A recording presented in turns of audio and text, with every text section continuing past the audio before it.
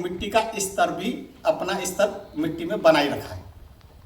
ठीक है, high category में जब आ जाए तो जो खाद डालें तो 25 से 50% कम कर देना, 25 से 50% कम कर देना।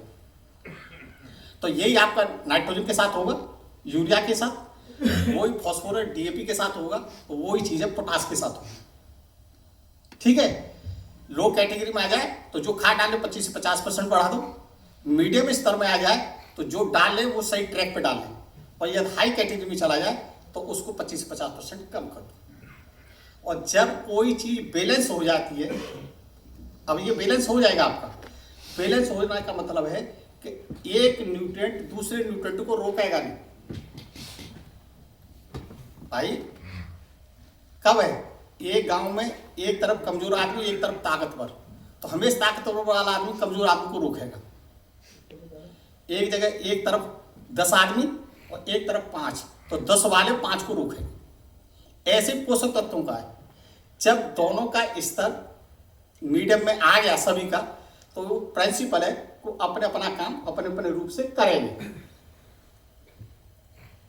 अब माइक्रोन्यूट्रेंट आया, माइक्रोन्यूट्रेंट में हमेशा सॉइल एप्लीकेशन देने के बजाय यदि आप गोबर की खाद, हरी खाद, बायो फर्टिलाइजर यूज करते हैं तो आपको ऊपर से माइक्रोन्यूट्रेंट देने की जरूरत नहीं है, ये मैं गारंटी देता हूं।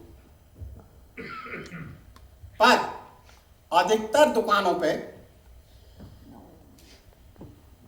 माइक्रोन्यूट्रेंट जब यूरिया डीएपी कोई भी कट्टा खरीदने जाते हैं तो दुकानदार पहले बोलता है ये माइक्रोन्यूट्रेंट और लेके चले जाओ, इससे तुम्हें पैदावार बढ़ जाएगी।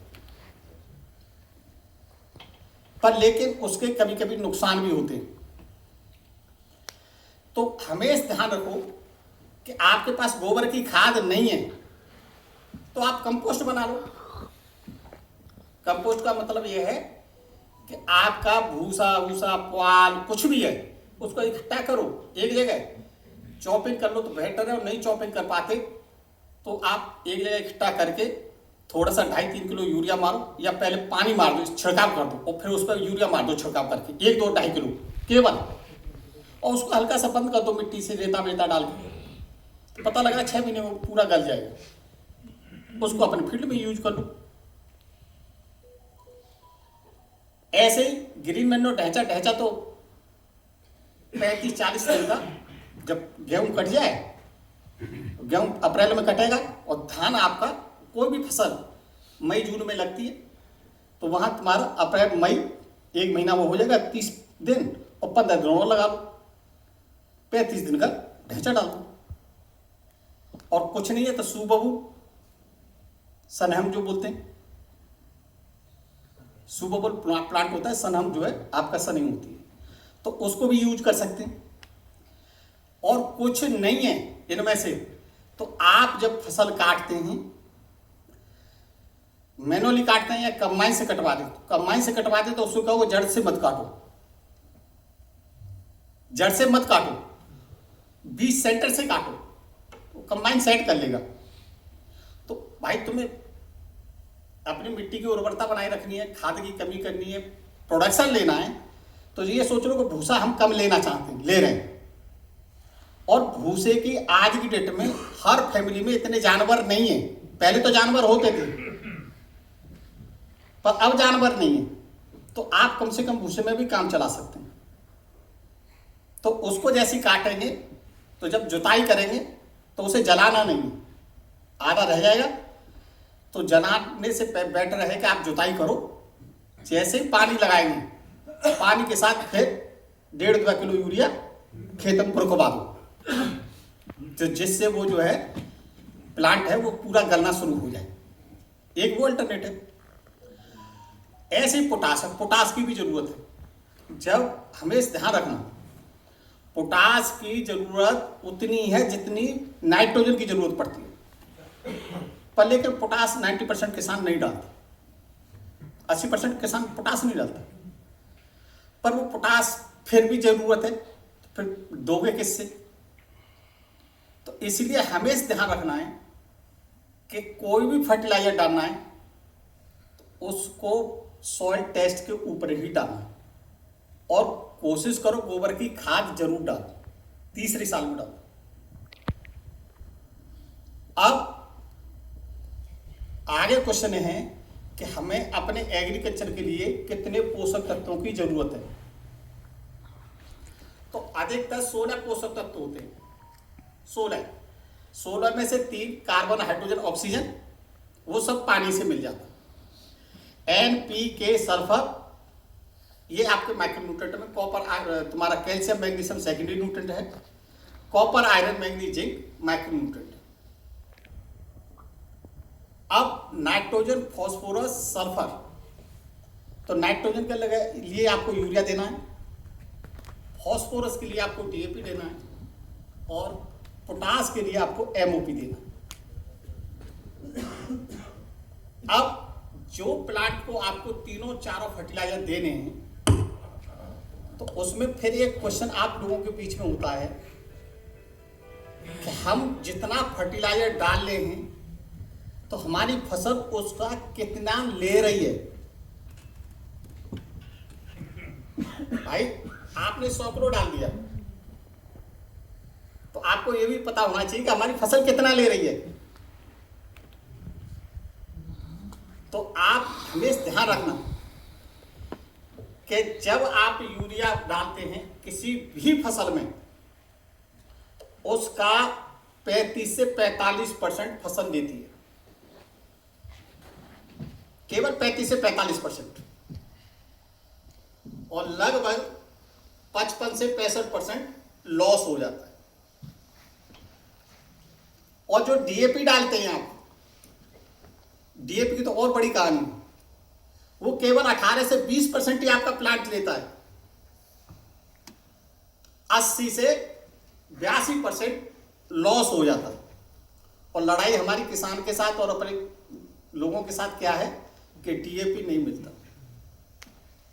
100 किलो डाल रहे हैं, प्लांट 18 से 20 किलो ले रहा है, 80 किलो का नुकसान हो रहा है, तो उसके बारे में हम क्यों नहीं सोचते कि भाई 80% में हम थोड़ा बचा लें।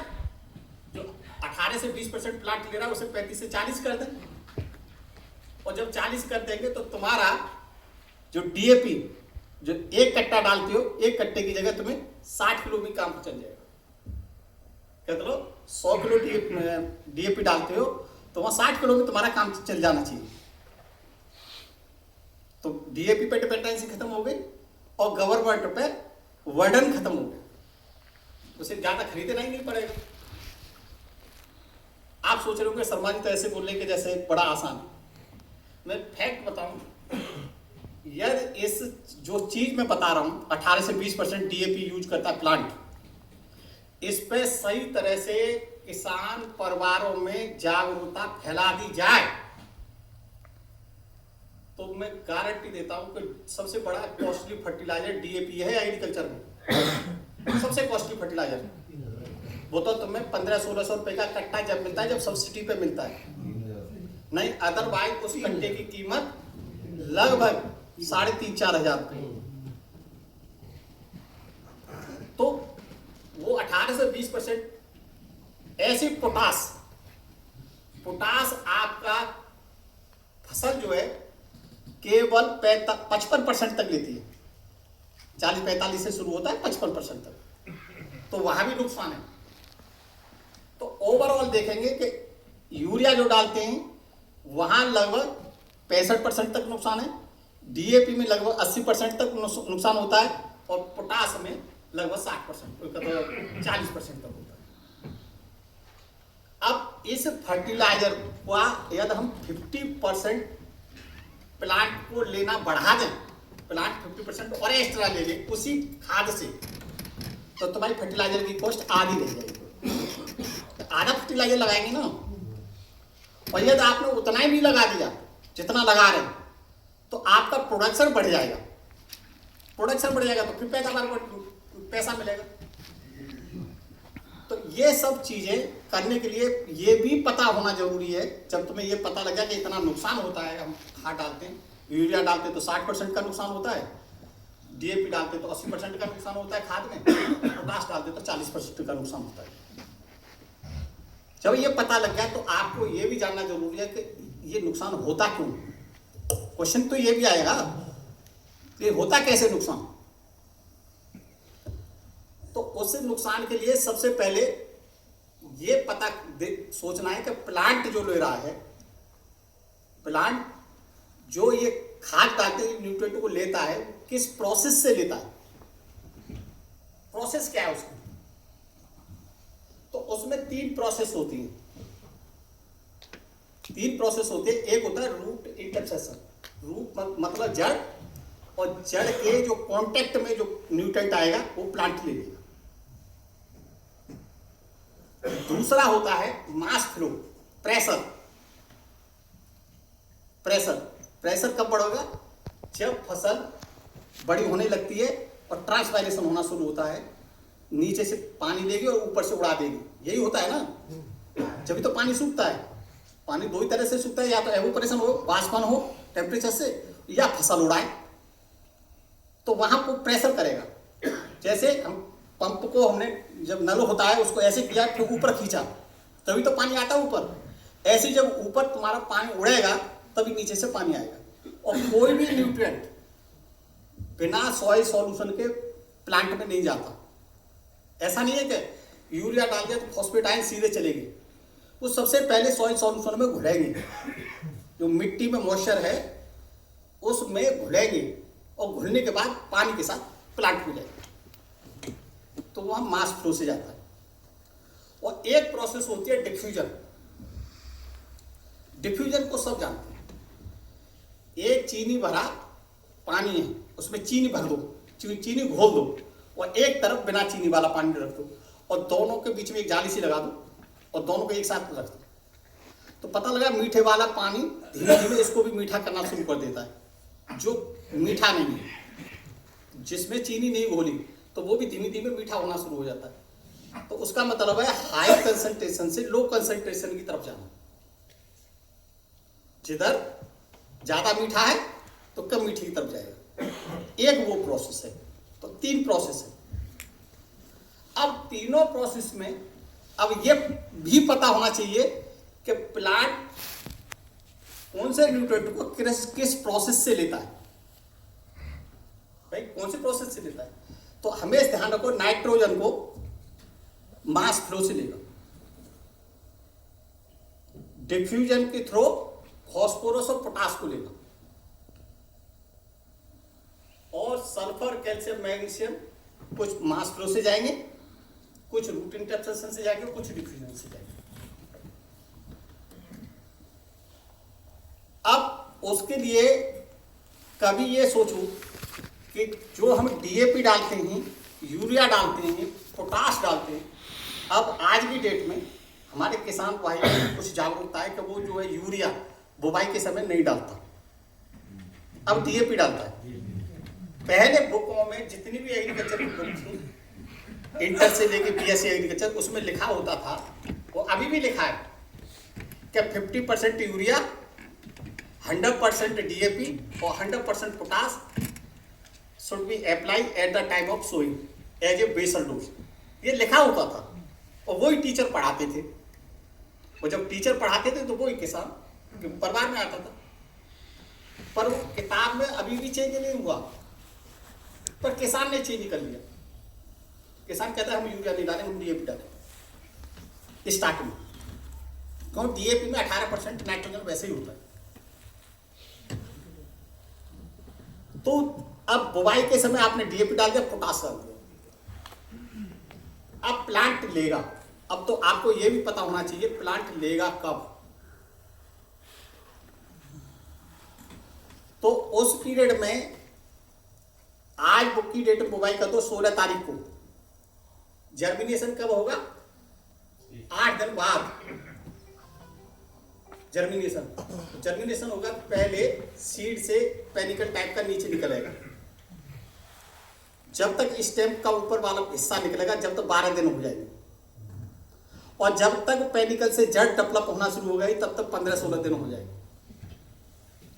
और जब पहला पानी लगाएंगे तब तक 20 दिन पे पहला पानी लगाना शुरू करते हैं। 20 दिन पे। तो अब 20 दिन तक प्लांट उस न्यूट्रिएंट को ले रहा है जो जड़ के कांटेक्ट में फर्टिलाइजर है।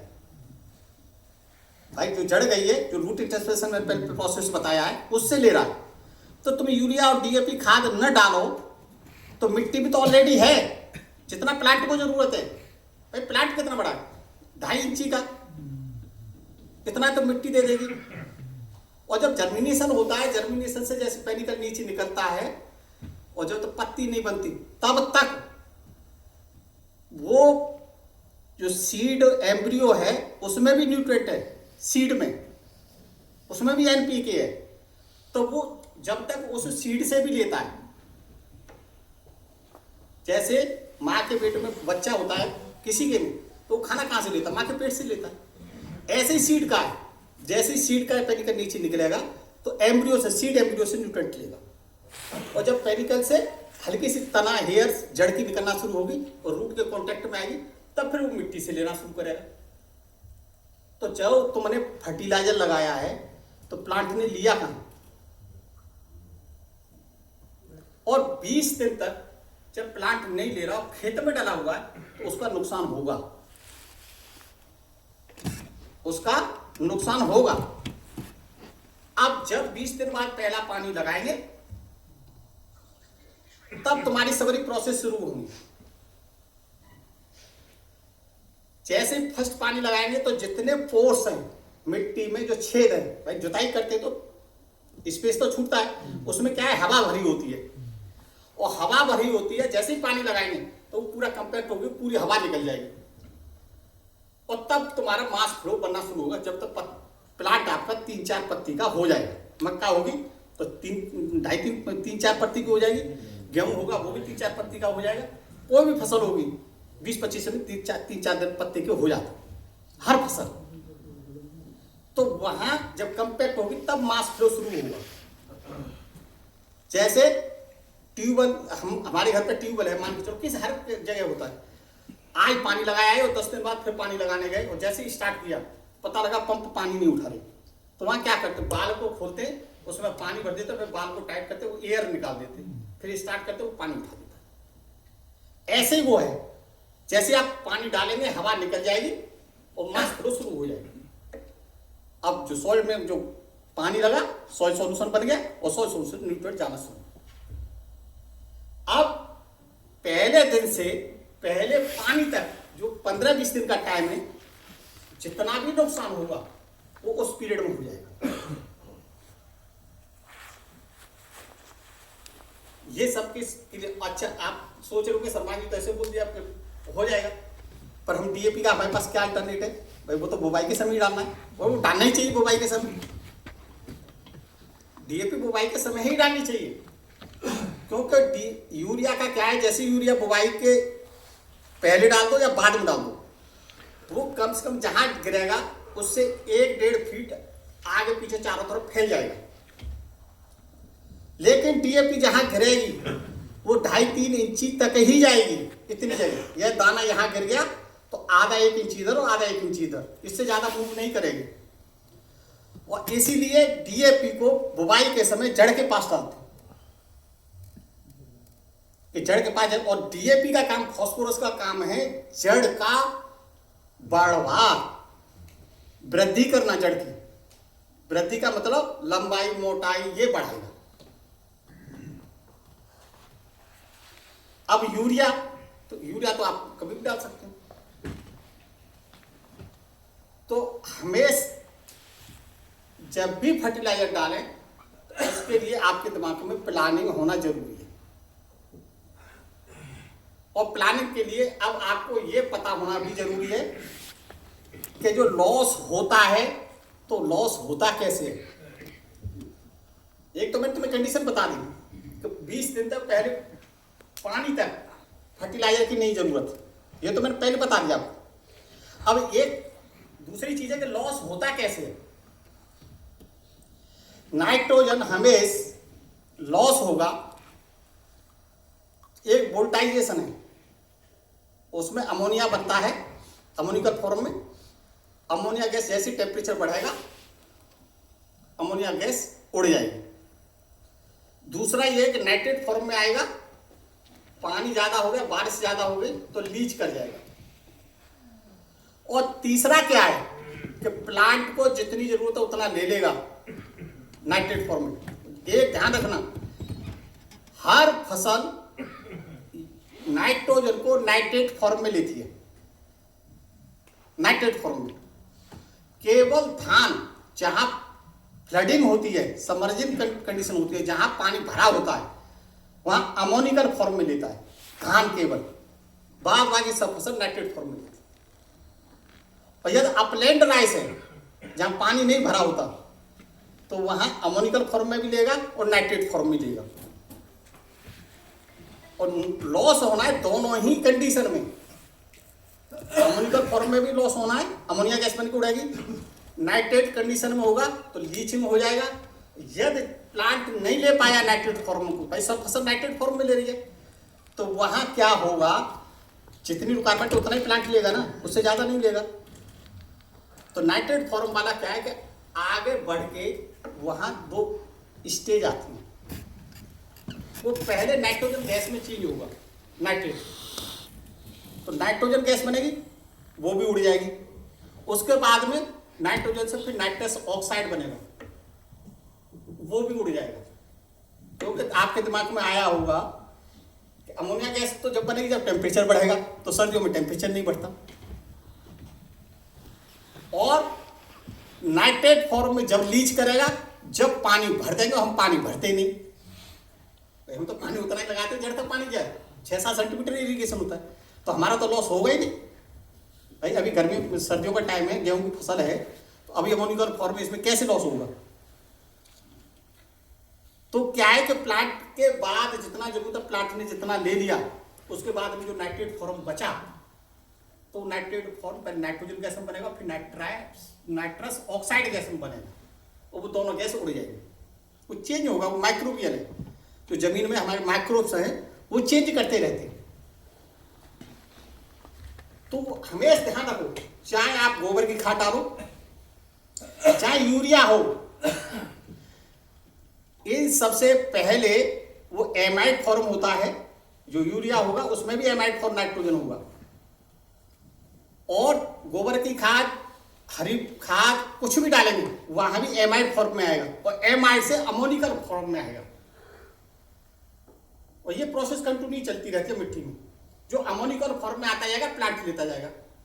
अब अमोनिकल फॉर्म में जो प्लांट नहीं लेता, क्योंकि नाइट्रेट में लेता है, तो अम्यूकल से तुम्हारा उसमें जाएगा नाइट्राइट में, और नाइट्राइट से नाइट्रेट में। तो जब तक अमोनिकल से नाइट्राइट बनेगा, नाइट्राइट से नाइट्रेट बनेगा, तब तक 7-8 दिन का टाइम मिलता है। जैसे नाइट्रेट फॉर्म होगा प्लांट लेना शुरू कर देगा।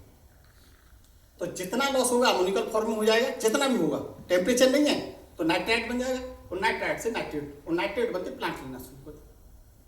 पर लेकिन वहां से निकल गया, वो नहीं ले पाया, और फिर 8-7 दिन का टाइम होगा, तो फिर नाइट्रोजन गैस बन जाएगा, फिर नाइट्रस ऑक्साइड बन जाएगा, तो फिर वो उड़ जाएगा। दोनों ही गैस हैं। तो नाइट्रोजन को बचाने के लिए 3 जगह नुकसान होने के चांस है। एक तो अमोनिकल फॉर्म में गैस बनेगी, फिर नाइट्रोजन गैस बनेगी, और एक नाइट्रस ऑक्साइड बनेगी, वहां भी गैस बनेगी। तो एक चांस है 50% अमोनिकल फॉर्म पर ले पाएगा, और 20-25% नाइट्रेट फॉर्म पर ले पाएगा। बाद बाकी और तीनों फॉर्म है वहां लॉस ही होगा। तो हमेशा ध्यान रखना है कि प्लांट की जब जरूरत है तब आपको यूरिया लगाना है। प्लांट की जब जरूरत है तभी लगाना है। और जरूरत कब है? जब तुम्हारी गेहूं की फसल 35 से 55 दिन तक सबसे ज्यादा जरूरत पड़ती है। 35 से 55 दिन गेहूं की फसल हो, मक्का हो, जैसे ही 2 पत्ती 3 पत्ती क्रॉस हुई, और जब तुम्हारा भुट्टा बाली का निकलना शुरू हो, जब तक ज्यादा जरूरत पड़ेगी। गेहूं में 35 दिन से जब टिलरिंग वगैरह हो जाएगी, बाली की स्टेज आने से के आसपास तक सबसे ज्यादा जरूरत पड़ेगी। तो जो यूरिया तुम बुवाई के समय या लास्ट में डालते हो, तो अपने दिमाग में ध्यान रखना कि हम 35 दिन के आस पहले पानी के दिन पे कम डालेंगे, क्योंकि प्लांट छोटा होता है। जैसी ग्रोथ होगी उसमें 20% बढ़ा देंगे, और 15 दिन बाद पानी आएगा तो 10-15% फिर बढ़ा देंगे। तो मैक्सिमम वही जरूरत है। नहीं होगा क्या कि छोटा बच्चा 8 साल का 8 साल का बच्चा ज्यादा से ज्यादा 100 ml दूध पिएगा या 200 ml पी लेगा, 8 से लेगा 6 साल का है तो मान के चलो, या किसी की 100 ml का तो 100 ml की जगह 30-40 ml के आसपास दूध पीता है, 250 ml जो भी पीता है, उसे उससे ज़्यादा अमाउंट में रखेंगे किसी बच्चे के सामने। एक गिलास की जगह वो एक गिलास हम दूध रखा, आधे गिलास से कम बच्चे ने दूध पिया, उसका पेट भर गया, वो क्या करेगा, फिर खेलना शुरू कर देगा, हाथ मारेगा, फैला देगा। ऐसे ही फसल का है कि जितना फसल को जरूरत है उतना ही लेगी, उससे ज़्यादा नहीं लेगी, उससे एक्स्ट्रा बचेगा, टाइम निकल जाएगा, नाइट्रोजन गैस बनेगा, नाइट्रस ऑक्साइड बनेगा प्लांट। तो इसीलिए यह है कि जितनी प्लांट की जरूरत है उतना ही प्लांट को देना है। और देने का मतलब है यह 100 किलो लगाना है आपको यूरिया, कि 1 एकड़ में लगाओ चाहे 1 हेक्टेयर में लगाओ, तो 100 का मतलब है पहले पानी पे 20 किलो लगाओ, पहले पानी पे। यह 100 किलो लगाना है। 40 किलो लगाना है तो पहले पानी पे 7-8 किलो लगाओ। जैसे ही दूसरा पानी आएगा 35-40 दिन पे, और 7-8 किलो की जगह 20 किलो लगाओ। जैसे ही तीसरा पानी आएगा 45-50 दिन पे, वहां तुम 20 किलो की जगह 25 किलो लगाओ। तो 25, 20, 45 और 8 53। तो अब 100 किलो की जगह आपको 53 किलो ही लगाना, 53। और जब ऐसी बाली निकले गेहूं की और कोई भी, तो वहां 1% यूरिया का स्प्रे कर दो। 1% यूरिया का 100 लीटर पानी में 1 किलो यूरिया घोल दो, और 1 हेक्टेयर में 500 लीटर पानी लगाता है, 500 लीटर, तो 500 लीटर में 5 किलो यूरिया। बाली के समय, बाली निकलने से 4-5 दिन पहले, और सब किसान को पता लग जाता है भाई खेतों में बाली निकलने वाली, उससे पहले 1% यूरिया का सॉल्यूशन वो स्प्रे कर दो। 1 हेक्टेयर में 500 लीटर पानी लगाना। 500 लीटर का मतलब आप कह सकते हैं कि जैसे 15 लीटर की टंकी है स्प्रे की, तो 15 दूनी 30, 300 हो गया। 25 टंकी लगाना, एक हेक्टेयर 25 टंकी, और 25 टंकी में आप 25 गिलास या 25 लीटर का सॉल्यूशन बना। 25 लीटर पानी लेके एक बाल्टी, 25 लीटर बाल्टी मिल जाती है 20-25 लीटर, उसमें 5 किलो यूरिया डाल दो और घोल दो अच्छी तरह से, और पूरा 25 टंकी में 1-1 लीटर डालते जाओ, मिलाओ और स्प्रे कर दो। आप सोच रहे हो उसका फायदा क्या होगा? उसका सबसे बड़ा फायदा यह है कि जो तुम्हारे खेत में बालियां हैं वो पूरी एक साथ निकलेंगी विदिन 2-3 दिन के अंतर पर, और नहीं तो बिना स्प्रे के पता लगा एक बाली आपकी 65 दिन पे 70 दिन पे निकले, और लास्ट बाली 80 दिन पे निकली। लास्ट वाली 80 दिन पे। क्यों? कि जब जर्मिनेशन होता है तो वो जरूरी नहीं कि एक ही दिन में पूरा जर्मिनेशन हो जाए, वो 5-7 दिन लेट आगे पीछे चलता है, पर लेकिन बाली निकले तो उसी हिसाब से बाली निकलेगी। जब बाली निकलेगी, जैसे ही स्प्रे करोगे तो पूरी बालियां एक साथ निकलेंगी।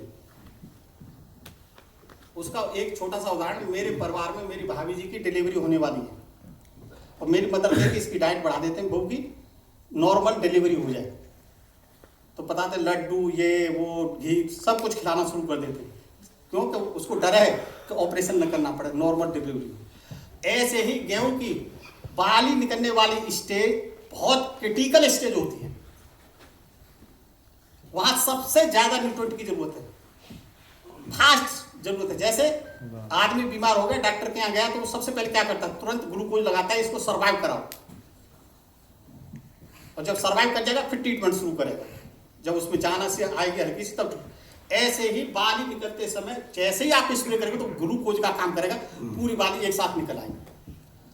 जब बाली एक साथ निकलेगी तो हमेशा ध्यान रखना, जब फसल पकती है गेहूं की, जैसे टेम्परेचर बढ़ेगा तो एक गांव के आसपास जितने खेत हैं, पता लगा 8-10 दिन के अंतर से सबरी बुवाई होती है, 10-12 दिन का।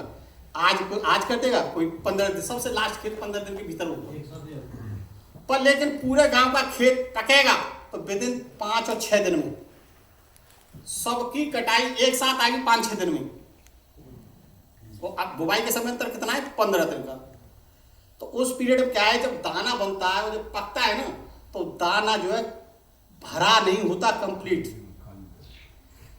टेम्परेचर एक साथ गिरेगा, बढ़ेगा, तो जब दाना भरेगा नहीं, मिल्किंग स्टेज कंप्लीट नहीं होगी, तो दाने का वजन कम होगा, साइज छोटा होगा। और यह 10% वाली लेट निकली है तो उसमें से कम परसेंट जो दाने का वजन 50% रहेगा, तो 5% तुम्हारी पैदावार वहां कम हो जाएगी, और 5% पैदावार आप केवल 5 किलो यूरिया से बढ़ा सकते हैं। 5% का मतलब यह 60 कुंटल की वैरायटी है 6×2 कि 1.5 कुंटल पैदावार बढ़ा सकती है। और 1.5 कुंटल गेहूं का कॉस्ट लगा लो 2500 के हिसाब से, तो लगभग 3700 रुपये।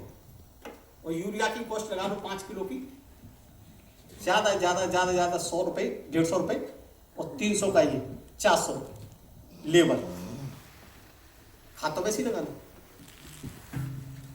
और यदि मुकद्दर ने साथ दे दिया, समय ने साथ दे दिया, तो मैं बता रहा हूँ 5 की जगह 10% भी पैदावार बढ़ेगी, इससे कम नहीं होगी। 5% में गारंटी देता हूँ, 5% से कम पैदावार नहीं होगी। आप करना चाहें तो करके देख लें स्प्रे। इसके बाद में आता है आपका अब धान की फसल। मैं अभी नाइट्रोजन पे ही बात कर रहा हूं कि मैंने बताया यूरिया जो है धान की फसल नाइट्रोजन को अमोनिकल फॉर्म में देती है। और धान के सीजन में टेम्परेचर सबसे ज्यादा होता है, 40-45 डिग्री सेंटीग्रेड जाता है। और 70-80% किसान और लगभग 90% किसान अपने खेत में, धान के खेत में यूरिया 1 बजे से पहले लगा देते हैं। उसका कारण क्या है कि दिन निकलता है 5 बजे, 7-8 बजे तक खाना खाया, दुकान पे से यूरिया उठाया, वो सोचते हैं 10 बजे से लेकर 12 बजे तक लगा देते, क्योंकि 3-4 बजे तक धूप रहती है बहुत ज्यादा। और फिर उसके 4 बजे के बाद में पशुओं के चारे की व्यवस्था करता है, या फिर वो मार्केट जाता है, तो वो कोशिश करता है 12-1 बजे से पहले हम यूरिया लगा दें। और जब वो यूरिया 12 बजे से पहले लगा के खेत पे से घर तक नहीं आता, वो तो पानी में घुलेगा, अमोनिया गैस बनेगी, उड़ जाएगा। खेत में से घर तक आते आते भाई टेम्परेचर 45 है ना। लेकिन ये भी ध्यान रखें कि जब हम यूरिया लगाते हैं तो यूरिया प्लांट 16 से 18 घंटे में 80% लेता है, जितना लेना है उसे प्लांट को, जितना प्लांट को लेना है वो 16 से 18 घंटे में नाइट्रोजन ले लेता है। 16 से 18 घंटे 80% ले, 60% ले, 70%, जितनी उसी जरूरत है उतना लेगा, वो 16 से 18 घंटे में ले लेगा। उस केस में करना क्या है, 16 से 18 घंटे के लिए आप सूरज छिपने से 1.5 घंटे पहले लगाओ। जैसे ही 1.5 घंटे पहले लगाएंगे सूरज छिपता जाएगा, टेम्परेचर कम होता जाएगा, और जैसे ही खुलेगा प्लांट लेना शुरू कर देगा। और सुबह तक भाई 7:30 बजे 7 बजे दिन छिपता है गर्मियों में, 5 बजे लगाओ, सुबह 5 बजे तक 12 घंटे, और 9 बजे तक 16 घंटे, जब तक टेम्परेचर बढ़ा। ये चीज गेहूं पे लागू नहीं होती है अमोनिक एसिड है यार, अमोनिकल एसिड है। क्या तो दिन छिपने से पहले लगाना है धान के खेत में स्पेशल। और क्योंकि 90% किसानों के यहाँ धान होता है, और धान में कहते फर्टिलाइजर डालते, रेस्पॉन्स नहीं आता। मैं जो बता रहा हूँ केवल खाद तो आपको डालना है, बस केवल टाइम चेंज करना है, उससे आपकी 7-8% पैदावार फिर बढ़ेगी। गारंटी देता हूँ इसको भी, 7-8% पैदावार 100% बढ़ेगी, केवल टाइम चेंज करने से। सुबह की जगह शाम को लगाओ। अब आता है फॉस्फोरस। फॉस्फोरस बताया मैंने 18 से 20% प्लांट लेता है। 18 से 20% में वो लॉस होता है, वो फिक्स होता है। जैसे ही घुलेगा, प्लांट ले नहीं रहा क्योंकि जड़ ही नहीं बनी, तो प्लांट लेगा कहाँ, और घुलना वो दूसरे दिन से शुरू कर देगा। जैसे ही घुलेगा तो कोई मिट्टी ऐसी नहीं है जहाँ कैल्शियम ना हो, एल्युमिनियम ना हो और आयरन ना हो। हर मिट्टी में, क्योंकि जो मिट्टी की सीट है, जो हमारी हड्डियां से हम आदमी बनता है ना, हड्डियां से, ऐसी मिट्टी सीट से बनती है। वहाँ एल्युमिनियम सीट होती है, सिलिका सीट होती है, पोटेशियम सीट होती है, उनके साथ ये सब अटैच होता है। तो उस केस में जैसे ही आप जो डिफरेंट सीट है फॉस्फोरस डालेंगे तो वो कैल्शियम के साथ अटैच हो जाएगा। इधर पानी में घुलेगा, कैल्शियम उसमें मिट्टी में है, कैल्शियम फॉस्फेट बना देगा। एल्युमिनियम है तो एल्युमिनियम फॉस्फेट बना देगा। आयरन है, आयरन फॉस्फेट बना देगा। और ये जो केमिकल बनेगा, ये कंपाउंड जो बनेगा, ये घुलनशील नहीं है। जब घुलनशील नहीं है तो प्लांट को जाएगा नहीं, क्योंकि पानी में घुलेगा नहीं, और जब पानी में नहीं घुलेगा तो प्लांट को नहीं जाएगा। तो जो 15-16 दिन का टाइम था जड़ बनने तक का, भाई जड़ तो 20 दिन बाद ही बनेगी प्लांट में, जो पूरी जड़ बनती है।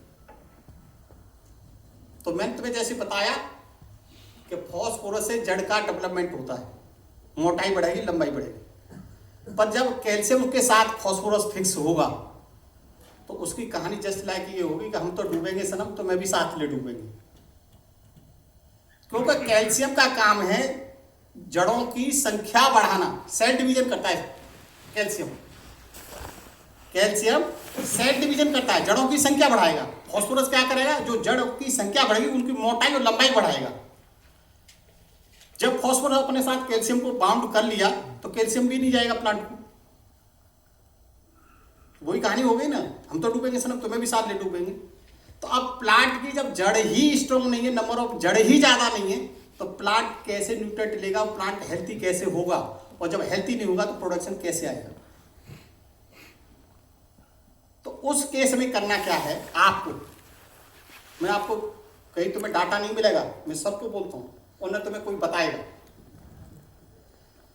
जब डीएपी लगाओ, क्योंकि बुवाई के समय ही डीएपी लगाना, तो डीएपी का कट्टा खोलो, उस पर 2 चमचा सरसों का तेल, हर घर में होता है,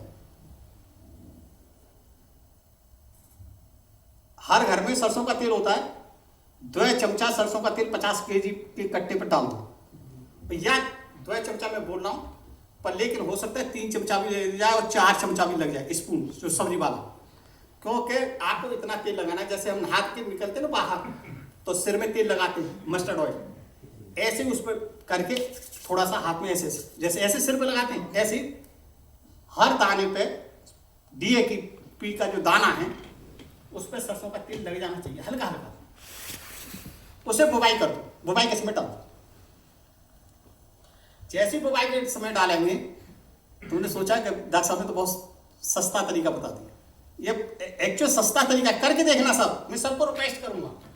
अरे नुकसान होगा ना, इतना नहीं कि पूरा नुकसान हो जाएगा, गारंटी देता हूं, बिल्कुल 1% नुकसान नहीं होगा, 1% गारंटी देता हूं। पर आपको फायदा जरूर होगा। अब कितना फायदा होगा ये तुम ईमानदारी से अपने आप दिमाग में सोच के देखना, जो मैं बताऊं, क्योंकि तुम्हारा खर्चा नहीं, केवल 4 चमचे तेल का खर्चा है।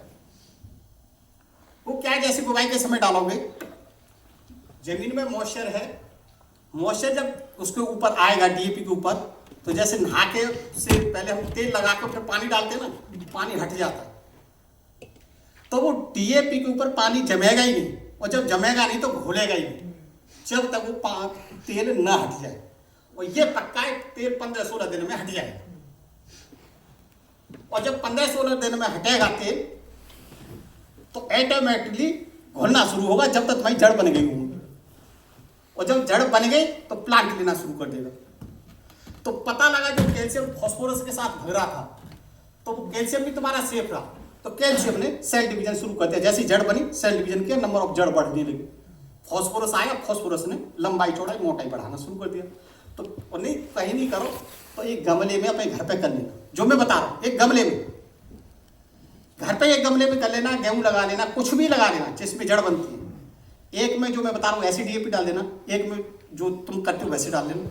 फिर दोनों को ऐसे एक से पानी लगा के उखाड़ के देखना कौन सी की जड़ किस में ज्यादा है, किस में कम है, किस में मोटी है, किस में कम मोटी। ये तो तुम घर पे देख सकते हो, 25 दिन के उसमें फील्ड में दे सकते हो। जब तुम्हें लग जाए कि हाँ जड़ बनी जाम ज्यादा, तो तुम अपने फील्ड में यूज कर लेना। एक तो ये तरीका। दूसरा तरीका ये है कि कोई भी ये जो कंपाउंड है, चाहे कैल्शियम फॉस्फेट हो, एल्यूमिनियम फॉस्फेट हो, आयरन फॉस्फेट हो, ये हर वीक ऑर्गेनिक एसिड में घुल जाते हैं। ऑर्गेनिक एसिड जैसे ह्यूमिक एसिड है, मार्केट में मेरा मिलता है, साइट्रिक एसिड है, ऑक्जेलिक एसिड है, लैक्टिक एसिड है, ये सब वीक ऑर्गेनिक एसिड और कुछ नहीं है। तेल के संग संग जो तुम्हारा गेहूं है या सीड है, हर सीड को पीएसबी के साथ ट्रीट करो। पीएसबी, फॉस्फोरस सोलुबलाइजिंग बैक्टीरिया, उससे ट्रीट करो, मिलाओ।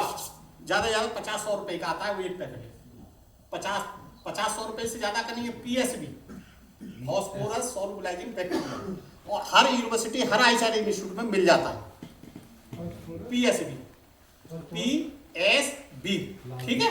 पीएसबी बोलोगे, बायो फर्टिलाइजर है, लिख लो बायो फर्टिलाइजर पीएसबी। उससे जैसी सीड ट्रीट करोगे तो जो तुम्हारा जमीन में जो फिक्स किया हुआ पड़ा है कैल्शियम, एल्यूमिनियम, आयरन, वो सबको सोलुबलाइज कर देगा। सोलुबलाइज करेगा तो प्लांट को जाएगा, ठीक है। PSB, B, B for Bombay, P for parrot, S for सब पर कुछ भी, पी फॉर पैरट, ठीक है। PSP bio. इसके अलावा दो हो गए, एक सरसों का तेल हो गया, एक पीएसपी हो गया। तीसरा पंजाब वाले के लिए बता रहा हूं, पंजाब वाले जितने सबके यहाँ है, सब भाइयों को। आपके क्षेत्र में क्या, तो हर क्षेत्र में मिलता है, पंजाब में तो बहुत होता है। किन्नू सब देखा है, सुना है सबने, किन्नू। किन्नू कभी कभी क्या साला सड़ना शुरू कर देता है। किन्नू मार्केट में नहीं बिकता, वो सड़ना शुरू करता है, वो ठेली वाले फेंक के छोड़ के चले जाते। 50-100 किलो तुम्हें कहीं मिल जाए, मंडी में मिल जाए, कहीं खरीद ही लेना। और नई किन्नू हो तो उसके छिलके, उन सबको लेके घर पे लाके सुखाने छोड़ दो। ऐसे ग्राइंड करा दो किसी पे, ग्राइंड करा के जब बुवाई के समय जब डीएपी डालते हो उस पीरियड में उस पाउडर को डीएपी के साथ ऐड कर दो। जैसे ही जमीन में जाएगा, जब किन्नू का जो छिलका है वो सड़ना शुरू होगा, तो उसमें साइट्रिक एसिड होता है।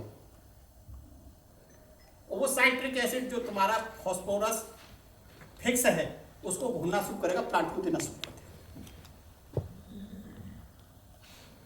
समझ गए ना। इसके अलावा गोबर की खाद, इस सब में ह्यूमिक एसिड होता है। गोबर की खाद जब सड़ती है तो ह्यूमस बनता है, ह्यूमिक एसिड होता है। ये भी फ्लोवेन और ये एसिड बनाता है, ये भी सब होता है। और जैसे आप ये 2-3 में से यूज कर लेंगे, मैं गारंटी देता हूं, जब जहां 80 किलो और 100 किलो डीएपी लगा रहे हो, मैं तीनों जो मैं बताएं, पीएसपी, मस्टर्ड ऑयल और ये 50% डीएपी से आपकी उतनी पैदावार न कटे, तो मेरा नंबर लिखा हुआ है। 80 की जगह तुम पहले घर पे देख लेना करके, जब जड़ बढ़ेगी तो 100% है कि प्लांट अच्छा हो, और प्लांट अच्छा हुआ तो 100% पैदावार बढ़ेगी। घर पे करके देख लेना, और जब तुम्हारे पॉट में आ जाए तो तुम फील्ड में करके देख लेना। जब फील्ड में करोगे तो 99% तुम्हारी पैदावार 100% बढ़ेगी, और डीएपी की आधी मात्रा की जरूरत पड़ेगी। आधी मात्रा का मतलब 1 कट्टे की जगह लगा रहे होंगे 50 किलो कट्टा सफिशिएंट। तो ये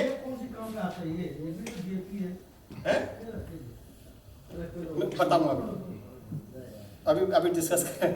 अभी फिरो बनना है तो मैं बोल रहा हूँ, नहीं तो इसको खोलूंगा तो कोई नहीं। मैं तुम्हें टिप्स दे के जा रहा हूँ, मेरे पास कुछ नहीं है, टिप्स है तुम्हारे यूज के लिए, कुछ नहीं है। तो ये तो जस्ट लाइक स्टोरी होगी। सर्दियों में जब आग जला के सब बैठते हो, कहानी सुनाते ना बच्चों को, मैं वो कहानी सुना रहा हूँ, और ये तुम्हें हमेशा ध्यान में रहेगी।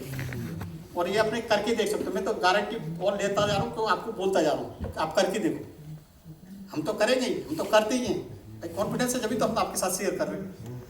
अब ऐसी पोटास है, पोटास हमेशा कोई किसान नहीं डालता, पर लेकिन प्लांट उतना ही लेता है जितना नाइट्रोजन को लेता है, क्योंकि ग्रेन में नाइट्रोजन जो दाना होता है गेहूं का वहां 1.7 से लेकर 2.2% तक होता है।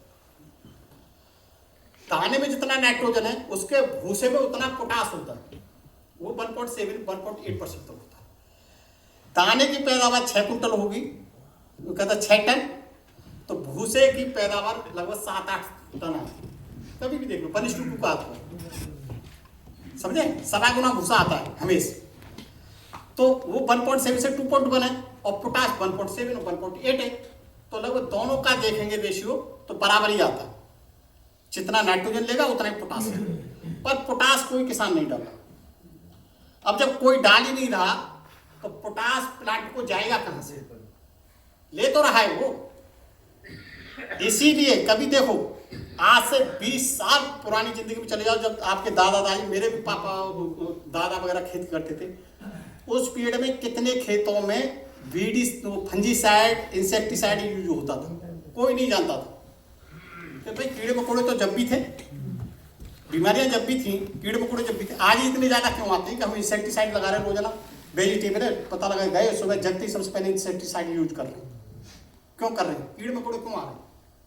क्यों? पोटास का काम रेजिस्टेंस डेवलप करना है, प्रतिरोधक क्षमता बढ़ाता है, और जब प्रतिरोधक क्षमता बढ़ाएगा तो कीड़े मकोड़े कम आएंगे। और पोटास का काम दाने में चमक लाएगा और दाने का वजन बढ़ाएगा। पोटास का काम, जब चमक बढ़ाएगा तो क्वालिटी अच्छी होगी, जहां मार्केट में ले जाओगे सबका बाद में बिकेगा, तुम्हारा पहले बिकेगा। और जब वजन बढ़ेगा तो ऑटोमेटिकली उसकी पैदावार बढ़ेगी। ये पोटास का रोल है। एक तो कीड़े मकोड़े की प्रतिरोधक क्षमता बढ़ा दी, कलर प्रोड्यूस, जैसे तुम्हारे फ्रूट है तो उसमें स्वीटनेस बढ़ाएगा, स्वीटनेस। और यदि वेट बढ़ा दिया तो ईल्ड बढ़ेगी। पर पोटास डाल क्यों नहीं? तो जा कहां से डाल? आप विश्वास करो, जो मैंने बताया अभी, जो आदमी की हड्डियां होती है ना, ऐसी मिट्टी की भी लेयर है। जो पोटास लेयर है वो जो किसान नहीं डालते वो धीमे धीमे टूटते, क्योंकि वहाँ प्रेशर होता है प्लांट का, प्लांट को चाहिए अपने लिए। जब जाएगा तो वो टूटना शुरू हो जाती है लेयर, तो वहां से पोटास लेगा, या पानी में थोड़ा बहुत पोटास होता है उसको लेगा, या जो तुम्हारे खेत में जो जड़ रह जाती है फसल काटने बाद, जब जड़ सड़ती हैं तो उसमें से पोटास थोड़ा होता है उसे लेगा।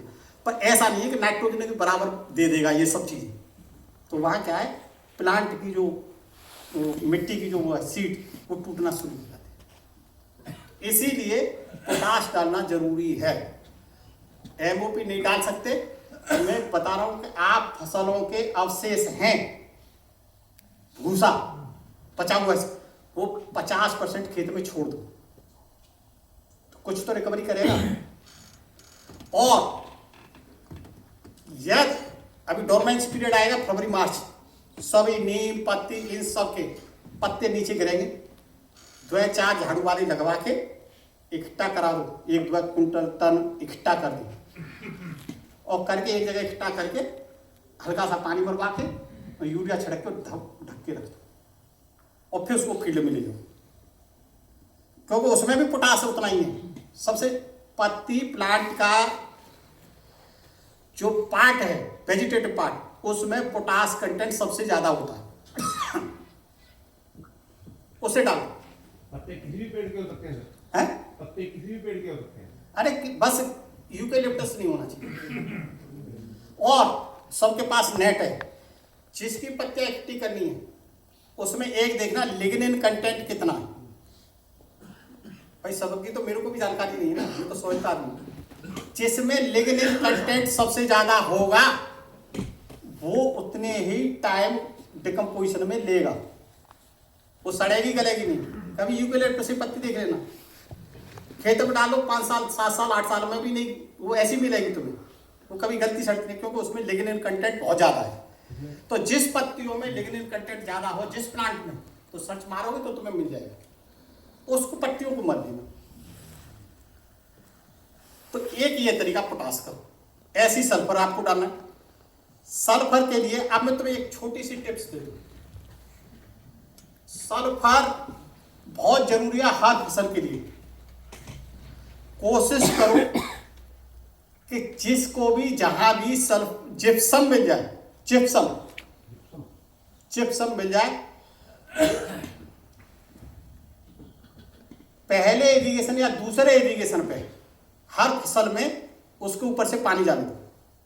जिप्सम का कट्टा लो, लूज बांधो, जहां ट्यूबवेल है तो ट्यूबवेल के नीचे डाल दो, नाली के नीचे, और यदि कैनाल का वाटर है तो जहां खेत में क्यारी में पानी काटते हैं उसके नीचे कट्टा डाल दो, लूज बांध के, गनी बैग, उसमें जिप्सम भर दो, उसके ऊपर से पानी डाल दो।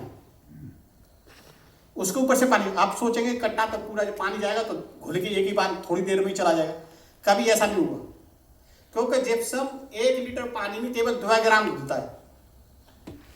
1 लीटर पानी में केवल 2 ग्राम, उससे ज्यादा नहीं घुलेगा। तो पता लगा एक कट्टा आपका 1 एकड़ फील्ड के लिए सफिशिएंट। उससे फायदा क्या होगा, कैल्शियम भी मिलेगा, सल्फर भी मिलेगा, और पीएच ज्यादा हो रही होगी तो पीएच को कम करेगा। और पीएच ही जस्ट लाइक आदमी का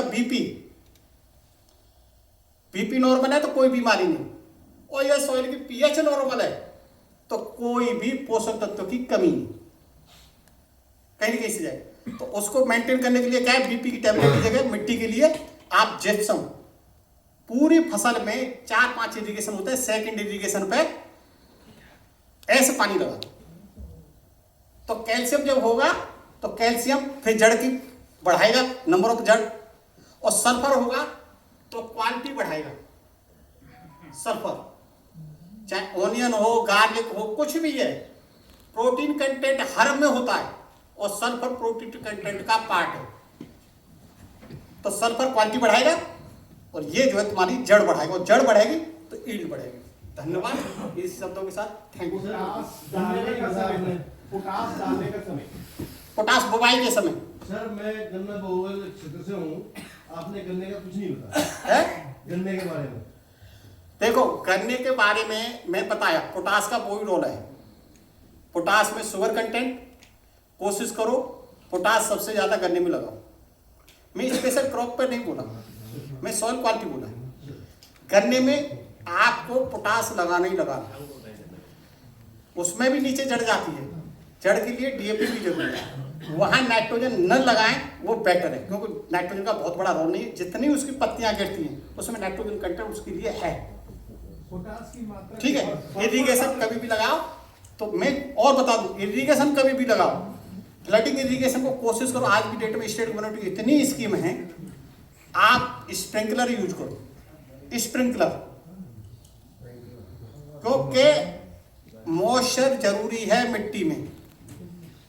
और बता दूं, 90% हमारे किसान क्या करते हैं, पुरानी वाली का यार 4 इरिगेशन में हमारी पूरी फसल पक जाएगी। वो कंडीशन आज नहीं है।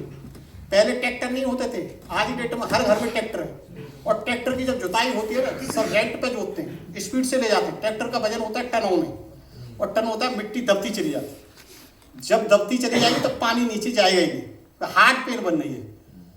तो पता पानी कितना रहा, 6-7 सेंटीमीटर। नेट टेम्परेचर बढ़ा, विंड स्पीड हुई, पूरा पानी उड़ गया। पता लगा फसल में मिट्टी में क्रैक आ गई, और जैसी क्रैक आई तो न्यूट्रेंट का फ्लो जो जा रहा था, एयर गई, वो फ्लो टूट गया।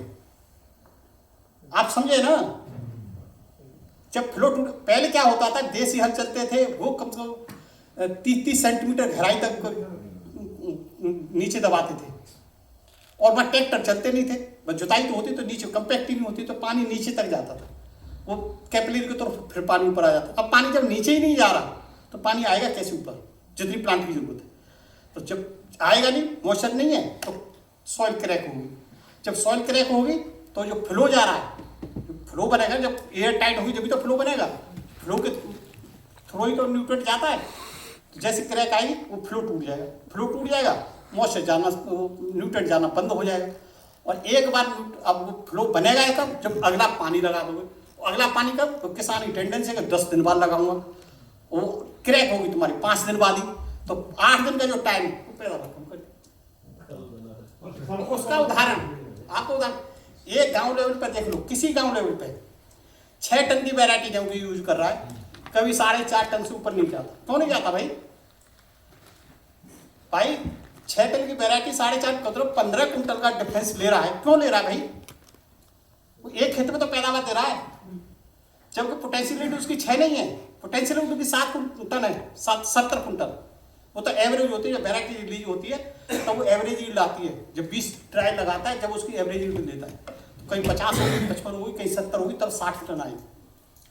और उसमें 60 टन में एवरेज पे भी फिर भी तुम 15 कुंटल कम पैदावार ले रहे हो, क्यों ले रहे हो? वो यही कारण है। तो ये जो मैं टिप्स दिए आप इसको करके देखो। धन्यवाद, थैंक यू। सर ये पोटास की मात्रा कितना जी जी नहीं बोलते है पोटास की मात्रा ये जो बीघा है पोटास की क्वांटिटी कितनी लगानी है वो नहीं बताया मैं। क्या पोटास की क्वांटिटी कितनी लगानी है? पोटास रिकमेंडेड क्वांटिटी तो किसी की कुछ नहीं छोड़ सल्फर कब डालना था? मैं नाइट्रोजन फास्फोरस पोटास किसी भी क्वांटिटी में मैं रिकमेंडेड डोज बोलूं। रिकमेंडेड सल्फर कब लगाना? मैं भी बोलूं पंजाब की अलग है, हरियाणा की अलग है, और हमारे इधर यूपी की अलग है। सल्फर कब कभी डालना? चले जाए तो उसकी अलग है, रेड टेंट की अलग है, इरिगेटेड की अलग है। सल्फर कौन के पानी के साथ लगाना? पहला, दूसरा, तीसरा? दूसरे पानी थे, सल्फर पहले पानी। जैसे मैं बताया, मैं जो मैं बताया ना पानी के साथ डाल दूसरे पानी में। पहले पानी की जरूरत नहीं है। पहले पानी का प्लांट होता छोटा, बस होता है calcium sulphate. Sulphate ion by chance पानी से H2SO4 बनाएगा, स्ट्रॉन्ग एसिड वो एसिड जड़ को कर देगा, जड़ तो छोटी जड़ होगी, कभी कि जब जड़ बड़ी हो जाएगी तो जैसी पानी हाइड्रोजन से रिएक्शन होने से पहले सल्फेट आयन प्लांट नहीं समझे भाई? रिएक्शन तो जब करेंगे जब सल्फेट आयन बहुत दिन तक पड़ेगा, नेट जब जैसी सल्फेट आयन रिलीज हुए सेंड करी जड़ बड़ी तुरंत खींचना शुरू कर देगा। वीडियो बना के सेंड करी